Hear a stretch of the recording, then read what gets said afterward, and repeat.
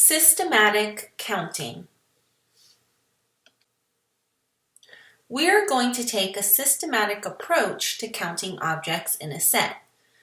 The term systematic counting is the process of counting objects in an organized way. The next few problems are going to ask us to list the number of ways we can count or select objects in a set. We need to know some important terms and phrases in order to identify the correct answer.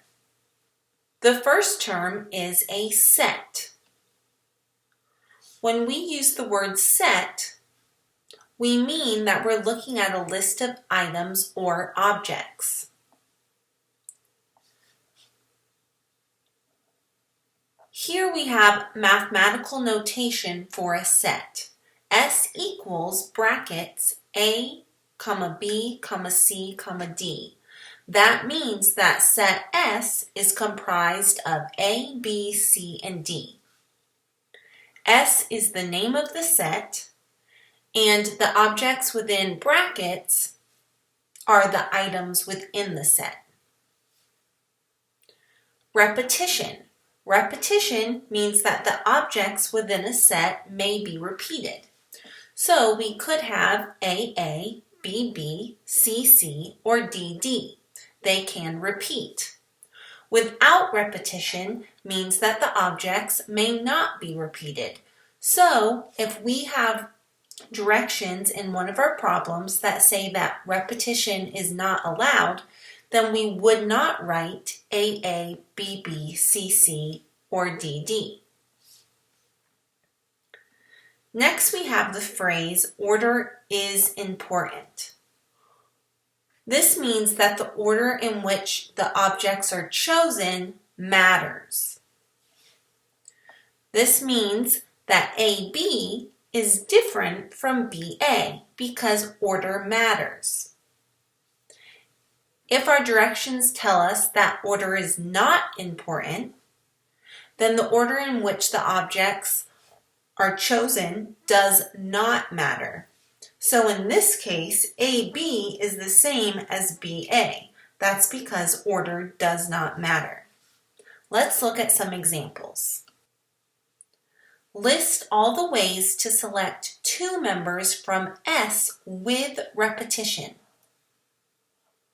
The order in which the members are selected is not important. For example, DD is allowed. That's because we can repeat. And BA is the same as AB. That's because order is not important. Here we have set S, and set S includes the objects K, L, M, N, and P. We want to list the ways for selecting two objects from the set.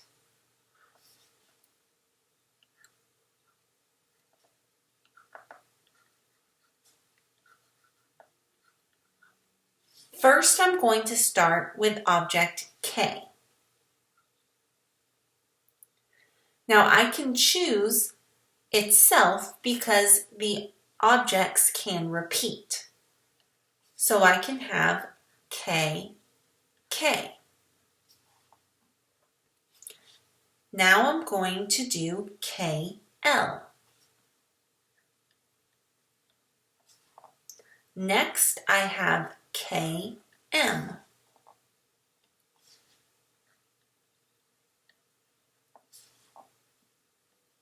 Then I have K, N.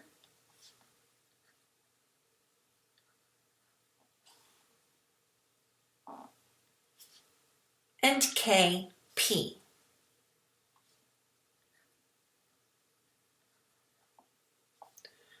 Notice that I took a systematic approach to listing those two members. I started with the first object in the set, and then I matched it with all the other objects. Since I listed all the pairs with K, I'm now going to look at the second object in the set and list all the numbers or objects with L.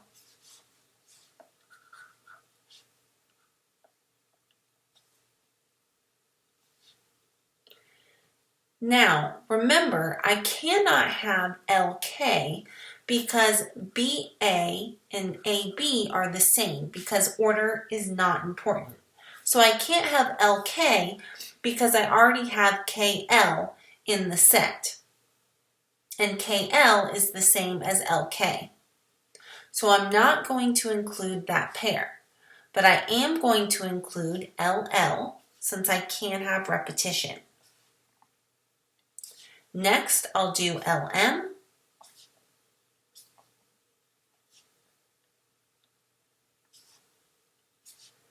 LN, and LP.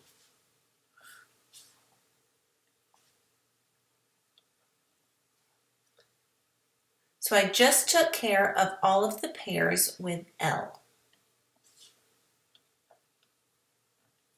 Now I'm going to look at the third object in the set, and this is M. Now remember, if I did ML, I have LM here, so that would not be correct since order is not important. So ML is the same thing as LM. So I'm not going to include that pair. I'm also not going to include MK because I have KM already written.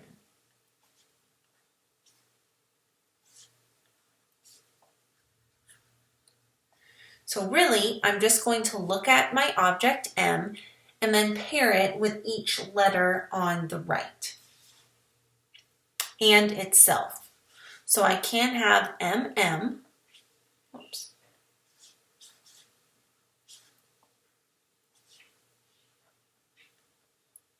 and I can also have MN and MP. Now I'll move to the fourth object in the set, which is N. I can have NN since I can repeat, and I can also have NP. Now I'll move on to the last object in the set, which is the letter P.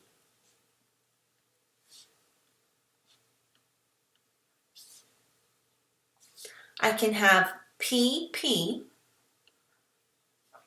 but I cannot have PN, PM, PL, or PK since I already listed those two in the set. So now that I took care of all of my objects and paired them with another object, this is my final answer. These are all the ways that I can list two members from set S with repetition where order is not important.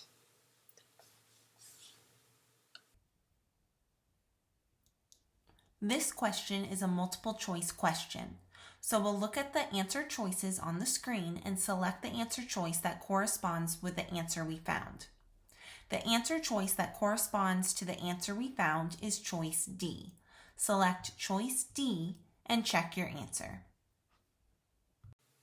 List all the ways to select two different members from S without repetition. The order in which members are selected is important. For example, AB is not the same selection as BA. So again, we're given two important pieces of information. We cannot have repeating objects, and the order is important. So let's write down our objects. We have the object D, E, F, G, and H. So let's start with the first object, which is D. Now I cannot repeat, so I'm not going to include DD in the set. I can include DE, DF, DG, and DH. So we'll go ahead and write those down. DE, DF, DG, and DH. Now I'm going to look at the second object in the set, and that's E. So I can't repeat E, but I can pair it with the D because the order is important. So ED is different than DE. That's why I'm including it in the set. I can also include EF, EG, and EH.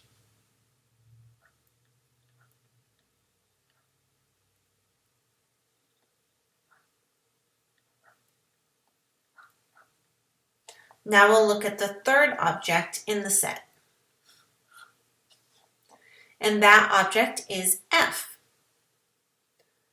I can't repeat, but I can pair it with E, FE, because again, EF is different than FE because order is important. So I'll write down FE, and then I'm going to write down FD. Next, we'll pair it with G, so I have FG, and then I have FH.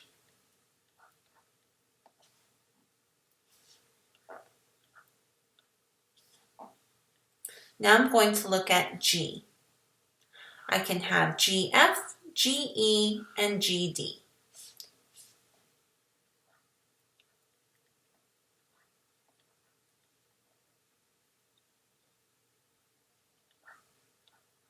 I can also have GH. So if you'll notice, I'm taking a systematic approach. I'm starting with the object, and then I'm pairing it with all the objects on the left, and then I'm pairing it with all the objects on the right. So now we're looking at H. So I'm going to have HG, HF, HE, and HD.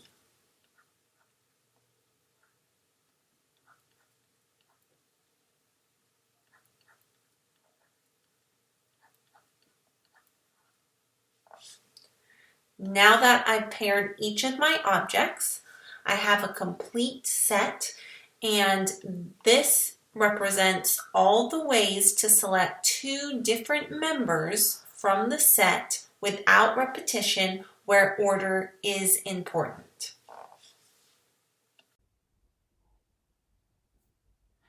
The answer choice that corresponds with our answer is choice C. Select choice C and check your answer.